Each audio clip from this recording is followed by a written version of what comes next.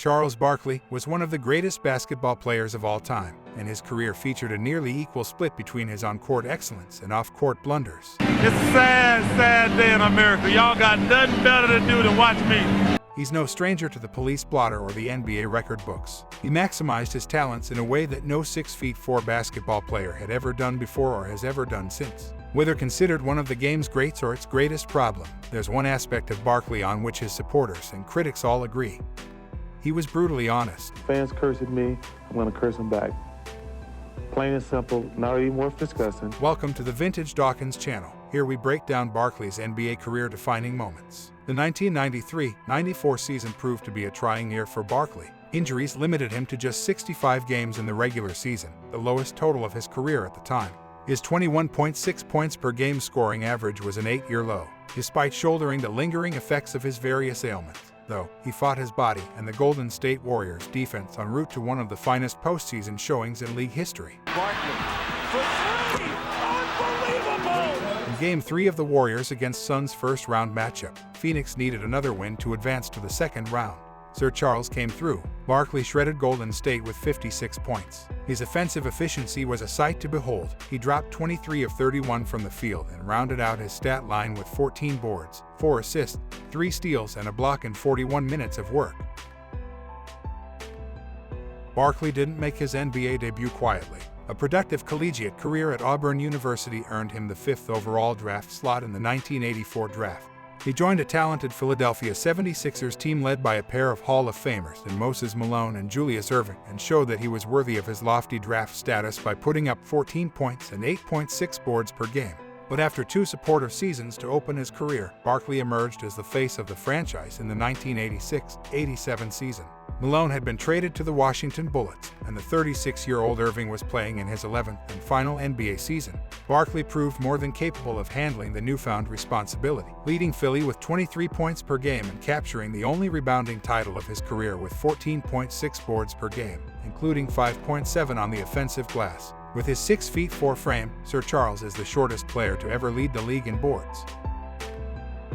The Los Angeles Lakers were on the cusp of the team's run of 3 straight championships under coach Phil Jackson in the 1999-2000 season.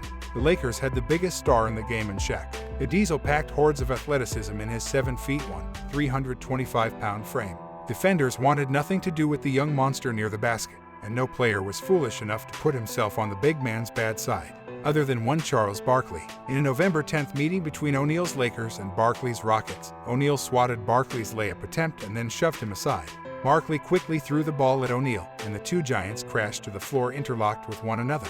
The moment may not have been Barkley's most brilliant decision, but it showcased his refusal to back down from a perceived challenge.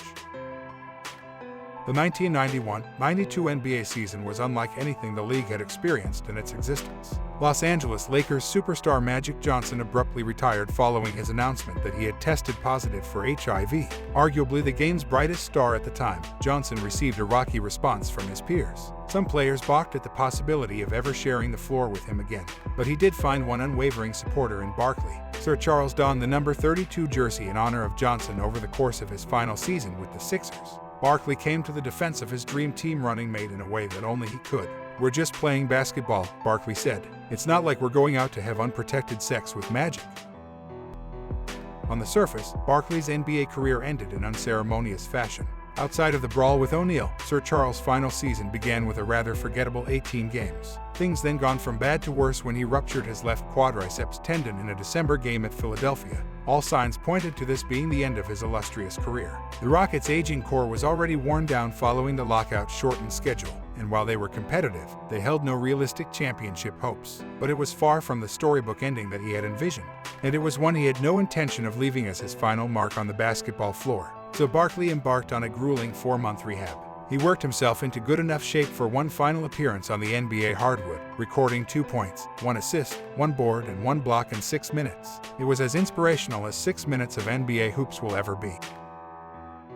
On the heels of his MVP 1992-93 campaign, Barkley seemed more determined than ever to see his efforts rewarded with a championship. After opening the postseason with consecutive home losses to the Los Angeles Lakers, the Suns then rattled off 7 wins in their next 9 games. Phoenix made its 3rd Western Conference final in its last 5 seasons, and figured to need a heavy dose of Barkley to push the franchise back to the NBA Finals for the first time since 1976. Barkley's teammates did the heavy lifting in leading the Suns to a 2-1 advantage over the Seattle Supersonics. Barkley recorded just 28 points in the 2 wins, a number he had already surpassed in 4 different games in the playoffs. But Barkley knew his team needed more from him, particularly when the Sonics tied the series with a Game 4 win. He butchered Seattle's defense with a triple-double in a Game 5 Suns win. Sir Charles recorded 43 points, 15 boards, and 10 assists, but the Sonics answered in Game 6, holding Barkley to just 13 points. That set the biggest stage for Barkley's NBA career to date, and the little big man made the most of the moment. Barkley is in the 40s. He scored 44 points on 60% shooting and corralled 24 boards in the Suns' decisive 123-110 series-clinching win. Barkley had many regrettable moments throughout his career, but he wishes he could only delete one of them from the history books. Late in the 1990-91 season, Barkley's Sixers traveled to New Jersey for a meeting with the Nets. He was in the midst of yet another dominant performance, one which would eventually see him drop 32 points, 17 boards, and 6 assists. But a particularly nasty, racist heckler held Barkley's ear throughout the night. Eventually, the verbal assaults reached an unbearable level, and Barkley tried to spit on the culprit, but the spit missed its target and instead hit a little girl sitting nearby. The ugly incident earned him a $10,000 fine and a suspension without pay.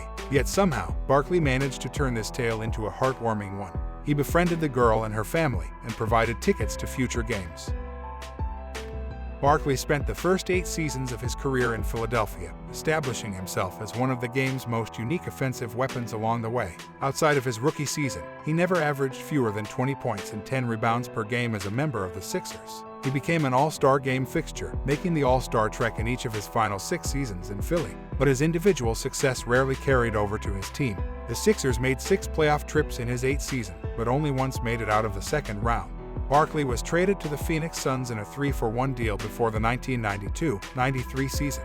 The Suns had made 4 straight postseason appearances before Barkley's arrival, but he quickly took over the team's leadership role.